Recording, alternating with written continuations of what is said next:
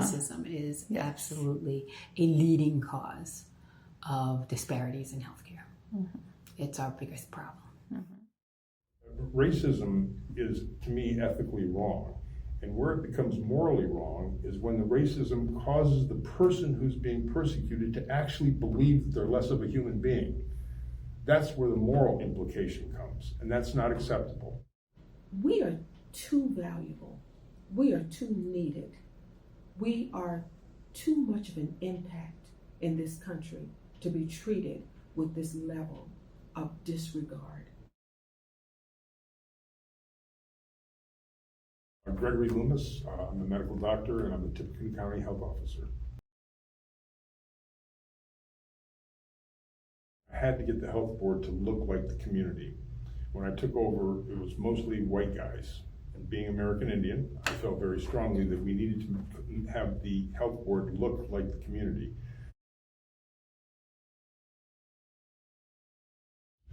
First being the fetal infant mortality rate. Over 50% of the deaths are in our Black and Hispanic populations, even though they only make up about 24% of our population.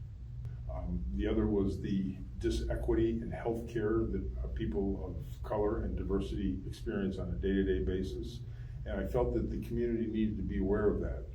And within a short time, a matter of less than 6 weeks, we had both cities, city councils approved it, and the commissioners and county council approved it. So it was instituted immediately, and since then we formed multiple committees, and this was 2 years ago, so we've come a long way. Working in connection with the YWCA, which is housed in Lafayette, we put together a group of people who said there are issues that we are going to talk about, and we're going to talk about it as a community. We hired a director of racial and social justice programming in 2021, and so in 2022 we had a full year of that programming, and we've offered a lot of educational workshops. We've collaborated with the human rights committees from both the City of Lafayette, City of West Lafayette, as well as Tippecanoe County, and really helped initiate and drive some of the facts and stories that allowed those three government entities to declare racism as a public health crisis. And out of that, then that director is the liaison and facilitator for a community action team, bringing together those three HRCs to say, we've declared racism as a public health crisis, now what's next? And so really moving it into action. I am the vice chair for the Human Relations Commission for the City of Lafayette. We celebrated that time with the commissioners and the city. We were very proud of what we accomplished. We are working together to pull all of the information, and then we're taking it to those people who are in leadership roles in the State Department, and we are holding them accountable for this. And the one thing we can do is, if you can't make the changes that we've come to, we need to vote you out and put people in who can.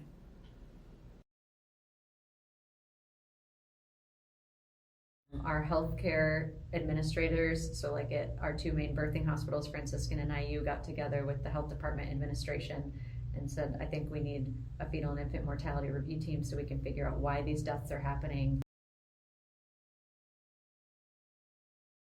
When you look at all those other countries compared to the US, their rate of infant death was 3.4 per 1,000 live births. The United States was a little over 5, so we were doing much worse, even though we have some of the best healthcare and economical resources. And then the state of Indiana itself was very poor and was between 6 and 7 infant deaths per 1,000 live births, especially more so in our Black and Hispanic populations.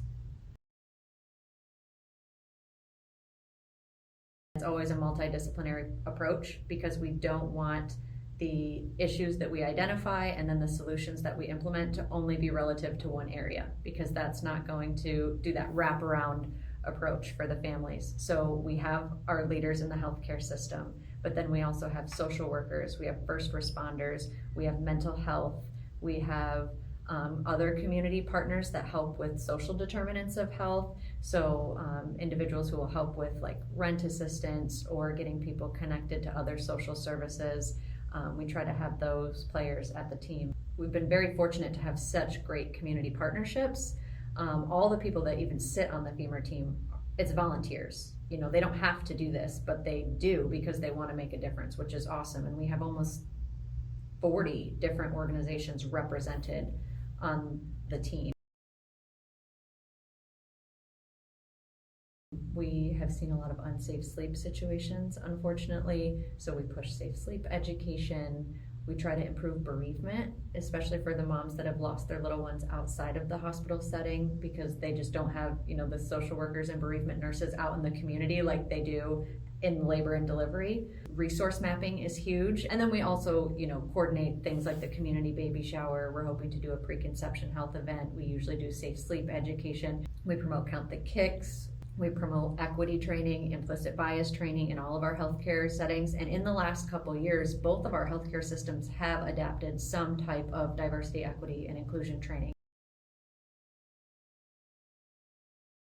And our community action team is more administrative, where they could have the power to actually implement change. But after he declared racism as a public health crisis, it didn't just wake up like big organizations and like make the healthcare systems want to do better, but it sparked a lot of different groups that I wouldn't have expected to really want to get involved. St. Thomas Aquinas Church, for example, formed an entire racial equity and justice team. The county council passed resolutions declaring racism to be a public health crisis. So when I saw that, that resolution came across to me as a call to action by the people. They named the areas that they wanted to concentrate on. Among them was housing and employment, but also infant mortality. And they gave me Aubrey Kitchell's phone number, and I called her, and she immediately invited us to be part of their FIM, for Fetal and Infant, or the community action team. There was this, observation that we can reach a population in churches. So we did end up with a list of 83 churches. Aubrey had suggested 2 initiatives that she was interested in at the time, which was to get information out about safe sleep and Count the Kicks. And so our job was to get those posters distributed. In 2023, we did have a significant decrease in the number of cases that we were seeing prior to that. And our coroner put out a local report that our infant rates especially had dropped 60%, which is huge. 60. Yes, and we saw a significant reduction in, at least a 50% reduction in the amount of unsafe sleep deaths that we had been seeing, which was great, just because that was like, they're so preventable. So to know that like our education was getting out there, that was one of the biggest things that we pushed. Along comes Transformed Birth Services. Transformed Birth Services is Lafayette's first and only community doula agency. It's a nonprofit that was created to address maternal health disparities in Tippecanoe County. We were incorporated through the state of Indiana in January of 2023. There was a time when Indiana ranked 3rd worst for the rates of maternal mortality, and this really woke up a lot of people. When we were starting this as a nonprofit, we really wanted to create a diverse board.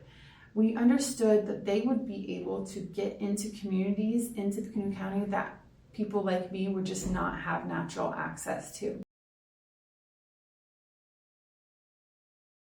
We are kind of pushing forward the justice for everyone and also raising this awareness and addressing this issue to other organizations and like sending this message that this is very important and we need to do much more about it. It's easy to read a story and be like, oh wow, that's so sad. But to hear it and see that somebody actually wanted to do something to prevent that from happening and how impactful doulas and their services are in being an advocate for women and families when they're going through childbirth, it definitely was a no-brainer. And then it was this board that helped us also create a very diverse doula team. I feel like the more rewarding part of being able to help people and to work with them is when they look at me and they say thank you. That is so beautiful. I loved how rooted in Tippecanoe County Transform Birth Services is, and the focus on doulas of color. Just being Black and working with other families of color, just, I don't know, just provides a different comfortability. Exactly. And they open up. It makes it easier, and you can actually learn and help them even more. When you support them with love and with the emotions that they need while giving birth, it do make a huge difference. When I gave birth, I didn't know anything. I wish at the time I knew like what a doula was and all the choices I had and all the education. And like having a doula just actually sit there and advocate and educate. To let me walk beside them during this journey is pretty phenomenal. Our doulas are paid through the nonprofit funding so that we don't have to charge families that we're supporting for our services. Another opportunity for families to receive free doula support is through our partnership with the Tippecanoe County Health Department. We have created a community pregnancy support group, and the health department has actually set aside funds to be able to cover the cost of doula support for families who attend this support group. We started our community pregnancy support group with you guys because we knew, especially from reading from the March of Dimes, that doula services can be a huge asset in reducing disparities and promoting equity, especially in our minority populations. We meet at Grace's house. This is part of the Bauer Family Resource Center. It just has such a homey feel. So when people come in, we share a meal, and it really feels like a great sense of community. I really do feel welcome and comfortable here, and I love the fact that like it feels like a true sense of community. We eat together. We bring in a community member who is an expert in their field. We've invited people from the YWCA to come and talk to this group about their domestic violence program and their women's wellness program. We've invited people from hospitals to come talk about postpartum mental health. After this group setting time, we break off into smaller groups as well. Myself, Monica Keys, and the attendee all meet together, and this is really a time where we can go a little bit deeper with them to really understand how their pregnancy might be affected by outside factors. And we try to find out what some of the needs might be beyond prenatal care. So if there is a financial concern, if there is a food concern, if there's a concern related to mental health, whether the client knows that there is or not, we're able to assess some things about our women by pulling away from the bigger group and giving them some individual time to share. We are doing a full social determinants of health screen, which we know doesn't always happen in the healthcare setting. They just are so bogged down and don't have the staff or the time. And not only are we doing the screening, but we are guaranteeing that we're following up on it.